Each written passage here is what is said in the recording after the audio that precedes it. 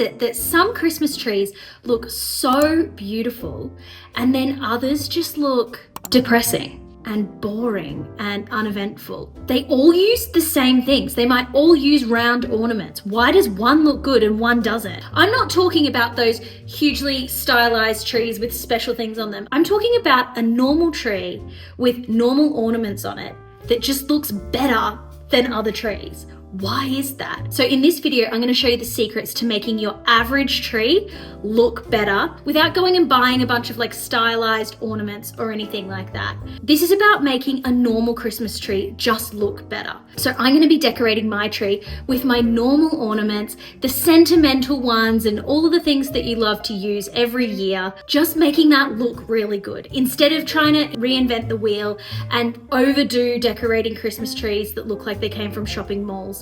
Like just making a normal tree look beautiful. And I'm going to share with you the things that I do really intentionally to make my tree look better than a boring tree. Because I'm pregnant, I have chosen to buy a new tree this year that's a little bit smaller because it's just going to be a little bit more manageable for me, not just in setting up, but in like retrieving whatever balls might get kicked underneath there on a daily basis. It's just going to be easier for me to maintain a smaller tree this year. So I might actually be learning a few new things as we go because I'm used to having a very big tree. Now I really love my Christmas tree. It's very classic, it's very timeless. I really love the shape. It's got enough space in between the branches for the ornaments to hang.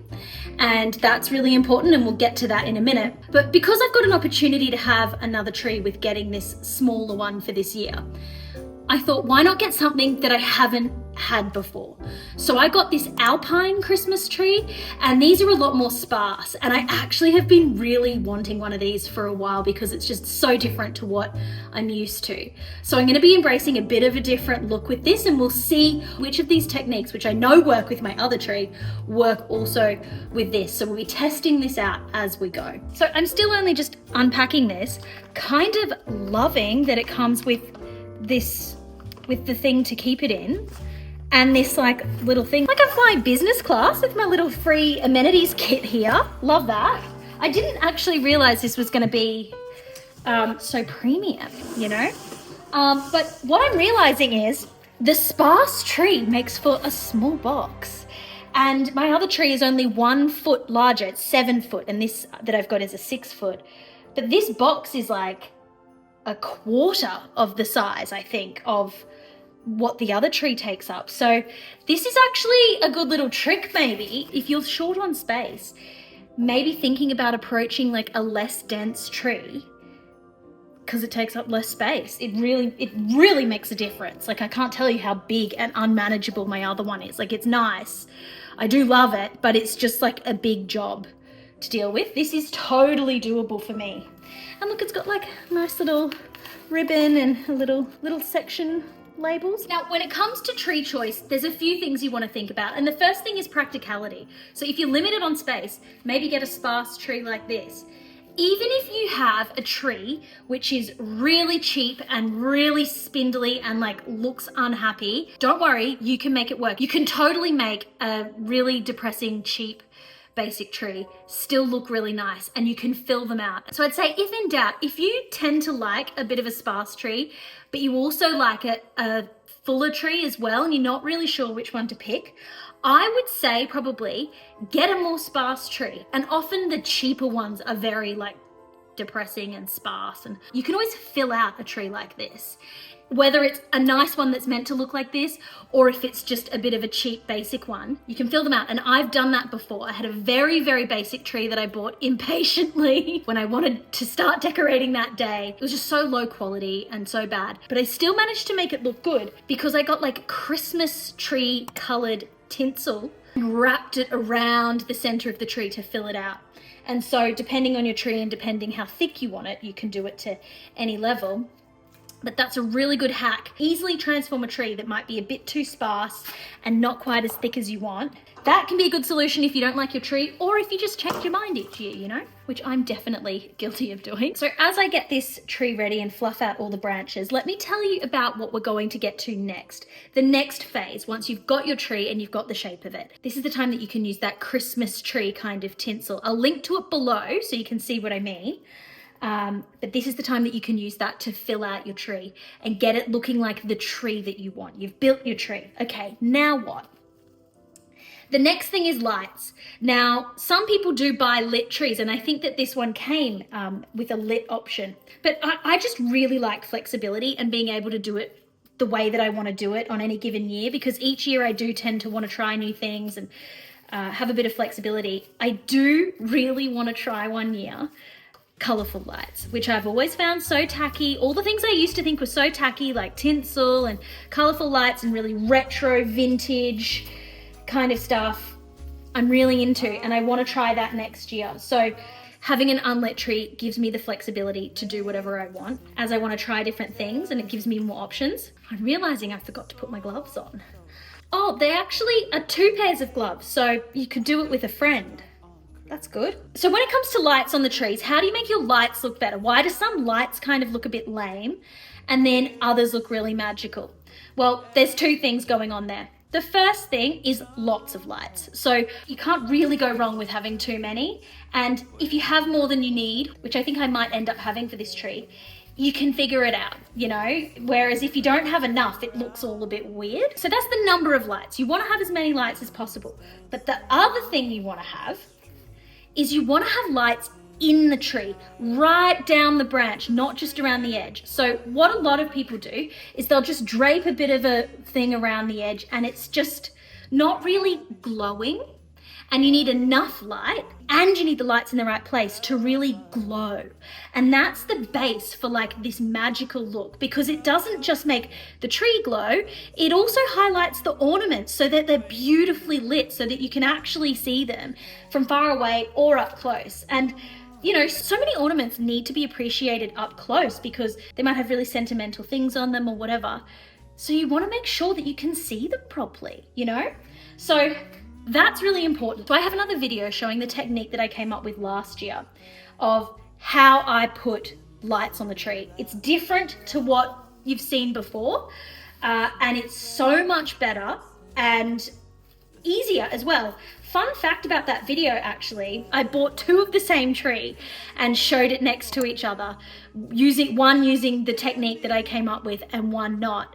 What I didn't realize until after I did that video is that the one that I used the technique on had half the amount of lights on it than the one that I did the traditional way. So it's really fascinating to see that, yes, it is good to have lots of lights on your tree, but you need half as many if you place them well and if they're really strategically put. Because you can see in that video, the technique I used definitely was glowing that tree, but it only had half as many lights on it. So there you go. I didn't even realize that at the time, but it just shows you. It's just, you know, be careful with it and be more strategic, and you'll be rewarded with a magical tree.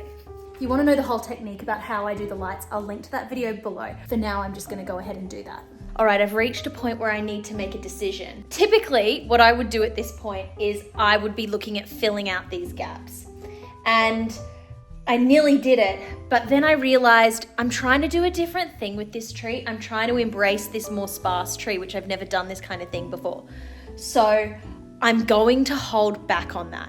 Now, the next thing is the lights look like a bit of a mess. I think part of it is because I've doubled up a lot of the lights on here, because this string of lights is quite long. It's obviously for a bigger tree. So there's a bunch down there that are left over. But see, these are the things that I quite enjoy about decorating trees, is using what you've got and figuring it out. So as I go through this, I'm going to be tidying up these wires, and they can be tidied up. If you look at this one, you can barely even see the wires because they're tangled like really well, whereas some other ones I've got a bit lazy because I haven't fully put it in place. But that's what we're going to get to. So this is just trust the process kind of thing. Now I do have the string coming down the back there leading to that pile. And that's another thing I need to figure out a solution for, but we can figure it out. Like, this could be actually a cool little feature. I kind of like that it's like glowing down there. So we're gonna work with it. Because this tree is more sparse, it's less forgiving. So I'm gonna need to put in more effort to get it looking really neat, like this one here, where you can't really see the string. When you put lights on trees the normal way, you end up with bits that go across in the front and get in the way.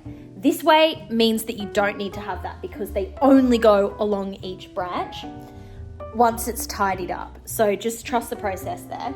Look at it now and just say to yourself, trust the process. So the next thing that I do is I get these kind of branch things, and this is where I will add a little bit more volume to the tree if I think it needs it. So you can literally just put them in wherever you want. They're quite easy to use if you wanted to have a little bit more volume. Now this doesn't look quite right. I don't think it's quite right for this tree, but this is a good way to bulk out and to add some extra wispy branches, especially if maybe your tree is lacking in that and is a little bit like tighter, because to have these bits where it can hang down really helps. So that's what I would normally do, but for this tree, for this way, I'm skipping that step. So now that we've got the base of the tree and you've added any extra branches that you want to fill it out, or wrapped some of that pine tree colored tinsel around the middle to thicken it out if that's what you want to do, it's time to decorate. So this is the approach that I use when I'm wanting to decorate with traditional ornaments. So the challenge with decorating with traditional ornaments is that they're all so different, and that's what makes them so special and so meaningful, and it's all really great. But it's also what can make the trees look a little bit scattered and a little bit like hard to understand what you're looking at.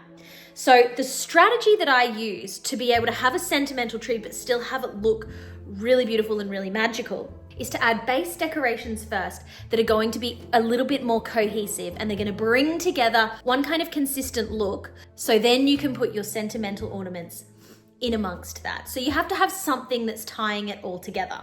So what I like to use is berries. I have two different types of berries. I firstly have these, and like these sticks work so well with the bigger tree. So you can add berries like that.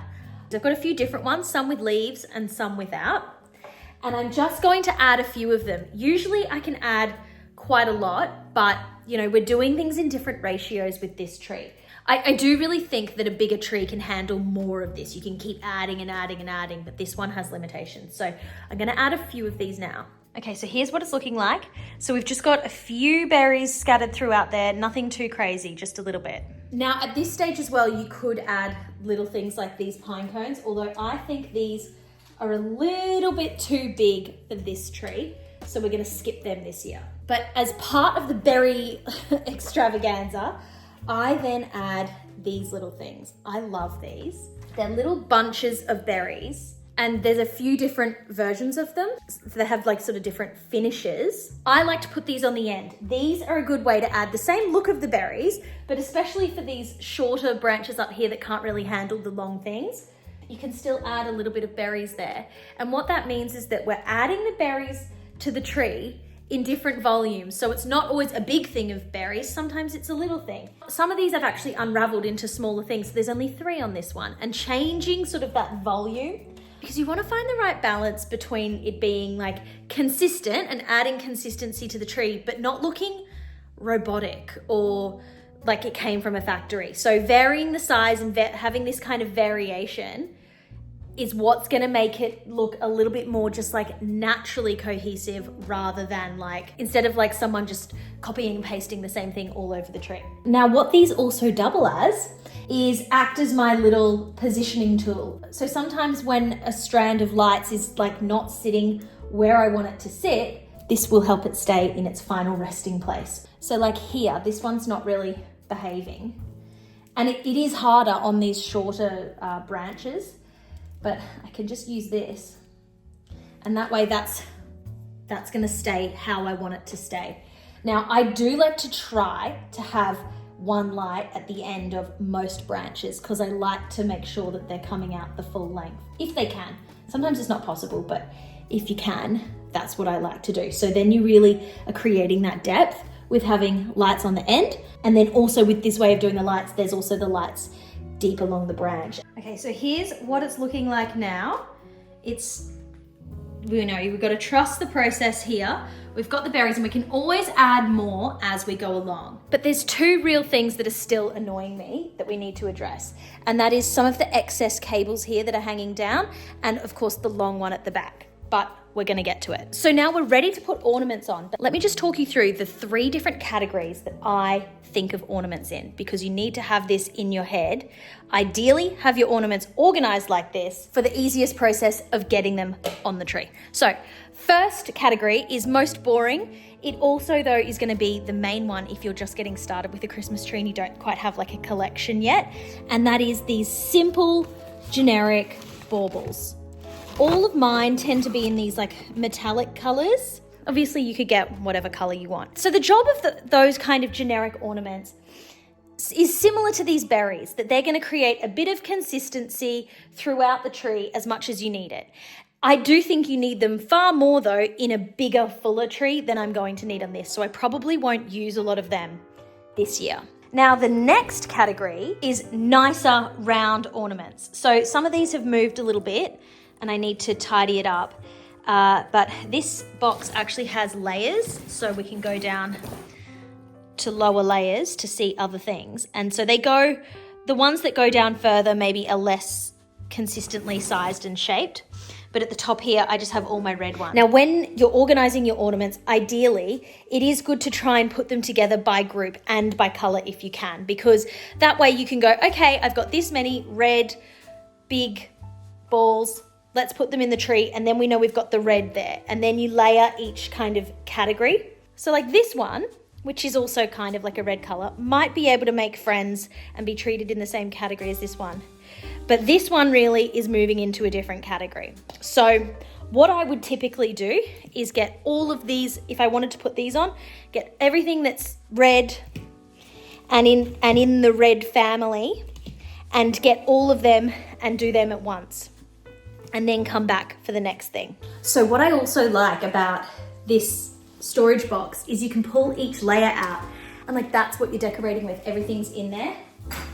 I really like that because it just works really well. But I've actually forgotten about maybe my most passionate category, which is teardrops. Now hear me out. You know, your typical ornaments are a round bauble, I know. And you go, what's the big deal about teardrops? I'll tell you what the big deal about teardrops is. It's not just that you need teardrops, you need to put them in the right place. Teardrops, if you put them on the end, start to make the tree look like they're dripping in ornaments, and they look really amazing. Now, I'm a bit concerned this year because these ones, I think might be a little bit too big, or maybe we could get away with it. I'm not sure. But typically what I will do is I would take all of my teardrop ornaments, which I'm always looking for more. They're harder to find than you think. And I will put them all around on the outside of the tree to start to get that dripping effect that we're then going to fill in with other items. That said, things like this count as teardrops. So they're not a full teardrop, but they still have that teardrop effect more than a ball. And this is probably a more appropriate size for a lot of these top areas.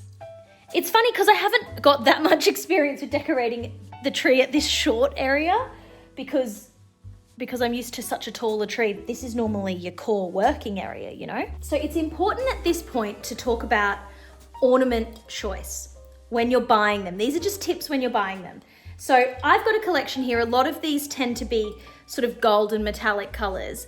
The color itself is not that important. It's more the details. So these are all examples of what I would call teardrops.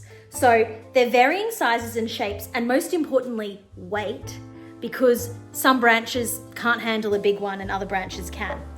Now, I think in this time where, you know, the trends are very much everything is neutral and minimal and simple and blah, blah, blah, it's easy to default to what the trends are instead of thinking about really what you're doing here.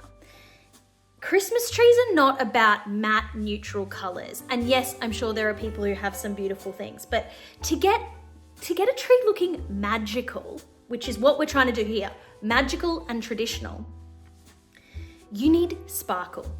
Sparkle doesn't have to be rah, we're wearing sequins kind of thing, but things that have a bit of glitter, that's going to reflect light. And especially with the little lights that are everywhere in the tree, that is adding magic to the tree.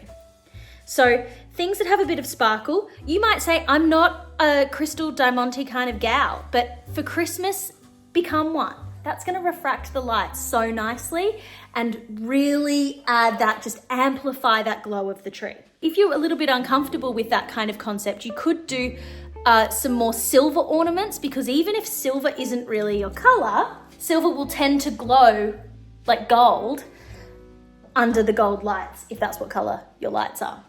So silver kind of is a neutral. That brings me on to the next idea, which is a mirror. So this one has a mirror, and that it will reflect even more. So these are the things that you need to be thinking about when you're choosing ornaments. Obviously, the rules do not apply for sentimental ornaments. You can do whatever you want for them, but we're talking about the other sort of supporting characters in this tree that are going to help add that magic and add that consistency. And so I think you can see here, this little teardrop pine cone is probably the perfect size for this tree. Now there's one other thing about ornament placement, is that strings aren't always good. Ornament hooks are better. So it depends on the branch, it depends on the ornament, it depends on lots of factors. So if you can get away with just using the string, go ahead. But if you feel like it's just a little bit weird and it's not quite hanging very well, use ornament hooks. They're so easy to buy. I just have like a container of them that I keep with my ornaments. And so whenever one's not quite working, I'll just add an ornament hook and do that. Also, one thing that I really want to get more of is these ornaments that are inspired by vintage ones, or even I'd like to get some vintage ones that have like this indent in them. I really, really like these. This one I've had for a while, and this is another good idea that you can do if you want to get some ornaments, if you want to mark the significance of a year or something. We got these ribbons, Merry Christmas 2020. So even if the ornament isn't really specific to the year, the ribbon could be something that becomes like meaningful for you to remember when you got it. Okay, so here's how it's looking now. All of the teardrops that I have are on the tree, and I do kind of wish I had a few more. It's harder to see on this sparse tree, but we're getting there, right? The next thing that I'm gonna do is, and I've started doing it a little bit in here, is just to disguise the trunk of the tree a little bit so that I can also hide any like other connecting bits of the lights. I'm going to put reflective ornaments towards the center, right along the back there, so that they're going to block out this area, but also reflect light out. So that's what I'm gonna do all the way up the tree now, and hopefully that's gonna disguise the lights even more. Okay, I've just found these little ribbons. These are a really good example of something that you go, why would I want that weird looking ribbon? But I've put it in here, and see how it just glows, and it really like adds dimension to the tree. It's also really perfect because I've been placing ornaments close to the trunk in order to hide the branch, and we're working on building that up at the moment. But at the top, I need something that takes up less space, and these are perfect.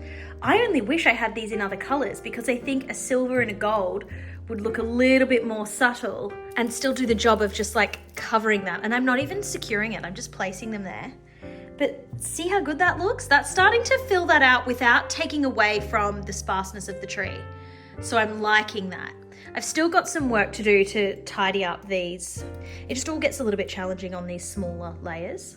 Okay, so I definitely want to buy more of these, but I don't have any more right now. So I'm coming up with other similar looking things that I can put just to do the same kind of job. So we can put this little reindeer maybe like that. Is that a bit weird or is that nice? But we're getting there, and I am starting to think that with the amount that I've filled it out with stuff in the middle, maybe I should have just put a garland around the middle to thicken it up. Oh well, we're learning. Now I'm just remembering this layer that I said I didn't want to use, but now I'm realizing these would be perfect in amongst that center area. So I'm going to add them. These are another thing, look at them up close. They're not a treasure, but they're useful for decorating. And then also these are just pine cones. I don't have a huge amount of them. These actually smell really nice though. They were like infused pine cones. They actually could have been really good for the center as well. So that's the thing. You learn as you go with what's going to work with your tree, with your decorations, with, you know, your mood, how you're feeling. But we're getting there. And you can see how they're kind of like moving a little bit and glistening. That's looking good. I think the challenging part of this tree, which I didn't anticipate, is how much of it at eye height was so short. And like that's difficult to deal with. I'm also finding with this tree that a lot of my ornaments are very large. The round ones are particularly large. And while they're okay down the bottom, the top can't really handle it. Before I add the rest of those ornaments, I think now is a good time to start to add the sentimental ornaments. And I'm gonna place them all around the tree and do the final tidy ups of these cords that are hanging out that I haven't really done a very good job of. And then once all these sentimental ones are up there, then we come back and fill in the final gaps with the last remaining ones that we have. So things like this are going to come in handy to just like finish it off. If you realize there's a little gap over here or something needs to be covered over there.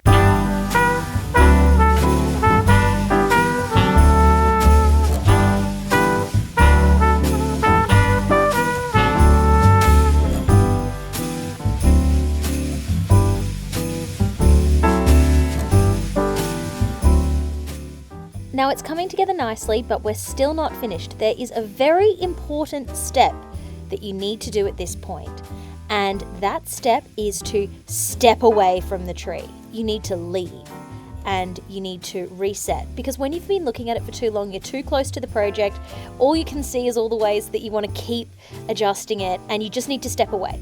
So it's the perfect opportunity to go to the shops just to see if there are any other ornaments that I might need.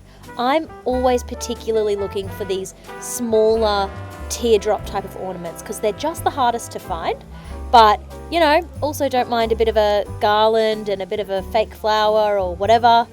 But you don't necessarily need to buy anything. Even just having a look around gets you in the vibe, gets some ideas in your head maybe. And then you can come home with your fresh mind and look at your tree again with probably a less critical eye, and you can appreciate that it's all looking good, it's coming together now. So I'm adding a tree skirt at the bottom of the tree, and the one I have is pretty basic. I do really want to make something special one year, but that is a project for another time. I'd love to have something like handmade and special, but I'm still not quite sure what I want. So I'm just adding some other garlands and things around the house, and this is something that I plan on getting into more and more in the future, is lots of garlands. I like garlands. This one is magnolia leaves and it's from West Elm. I really, really like it. I think it's a nice alternative to just your typical pine leaves, so I'll link to it below. I do think overall that this thinner tree needs a lot more work to hide the cords of the lights, and so I really should have put that pine coloured garland around the centre of it so that I could have tucked all the extra little bits in there, and that would have really disguised it. But, you know, I'll remember that for next time. For this year, it's still good enough. I've got those bigger ornaments around the trunk. And most importantly, the focus still really is on this tree, the sentimental ornaments. These are the ones that are really special, that you want to be the highlight. And I do really think that this way of decorating really does ensure that your special, unique, maybe handmade, sentimental ornaments are the stars of the show, and it's really just a special collection of your memories. So I hope you've enjoyed this video. It's really made me think a lot more about how special the sentimental ornaments are. I've actually made a board on Pinterest where I'm pinning just all the really cool, most unique, most handmade, sentimental, special ornaments that really represent that particular year or whatever. I've made a board on Pinterest where I'm putting them all. So I'll link to it in the description of this video if you want to follow it, because it's something that I plan on adding to every year, and just, you know, whenever I find other special things. And I just think if you're into collecting treasures and having a sentimental collection, then come and join me on Pinterest, because we can share that interest together.